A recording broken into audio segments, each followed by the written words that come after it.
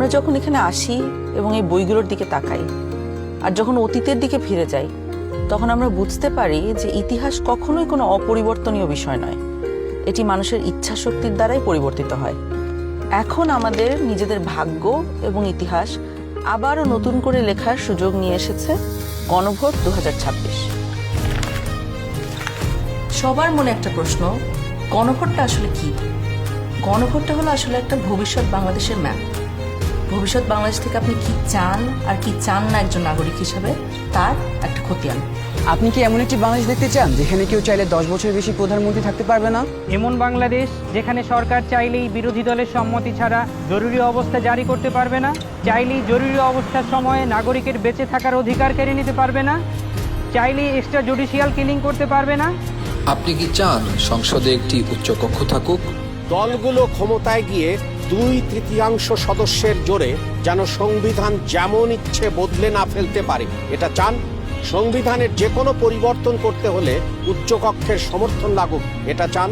সংবিধানের কিছু গুরুত্বপূর্ণ বিষয়ের পরিবর্তন আপনার মতামত ছাড়া কেউ করতে না পারুক, অর্থাৎ গণভোট ছাড়া সংবিধানের গুরুত্বপূর্ণ বিধানের কোনো পরিবর্তন সরকার যেন করতে না পারুক। আপনি কি চান তত্ত্বাবধায়ক সরকার কিভাবে তৈরি হবে এটা সরকারি দল এবং বিরোধী দল মিলেই ঠিক করুক?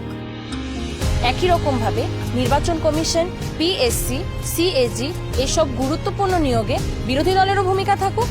আপনি কি চান সংসদে নারীদের প্রতিনিধিত্ব বাড়ুক? দেশের বিচার ব্যবস্থা সরকারের প্রভাব মুক্ত থেকে স্বাধীনভাবে কাজ করুক, যাতে আমাদের মতন সাধারণ মানুষ বিচার পেতে পারে? আপনি কি চান সব বিভাগীয় শহরে উচ্চ আদালত স্থাপন হোক? ধরেন আপনার স্বজন খুন হয়েছে, সেই খুনের দায়ে দণ্ডপ্রাপ্ত আসামিকে প্রেসিডেন্ট চাইলেই ক্ষমা করে দিতে পারে। আপনি কি চান আপনি অর্থাৎ ক্ষতিগ্রস্ত পরিবারে অনুমতি ছাড়া রাষ্ট্রপতি এরকম কোনো অপরাধীকে ক্ষমা করতে না পারুক? আপনি কি চান যে আমাদের মৌলিক নাগরিক অধিকারের সংখ্যা বৃদ্ধি পাওয়া উচিত? যেমন ধরেন ইন্টারনেট পাওয়া, এটা কি একটা মৌলিক নাগরিক অধিকার হওয়া উচিত, যাতে ভবিষ্যতে আবারও কোনো খুনি সরকারের সেই ইন্টারনেট বন্ধ করে আমাদের উপরে হত্যাযজ্ঞ না চালাতে পারে?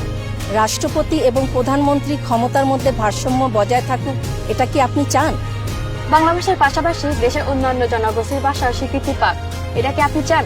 আপনি যদি এই পরিবর্তনগুলো চান, আপনি যদি এই পরিবর্তনগুলো চান, আপনি যদি এই পরিবর্তনগুলো চান, তাহলে গণভোটে হাতে সিল মারুন। হাতে সিল মারুন। হ্যাঁ, সিল মারুন। হাতে সিল মারুন। হ্যাঁ সিল মারুন। হেতে সিল মারুন।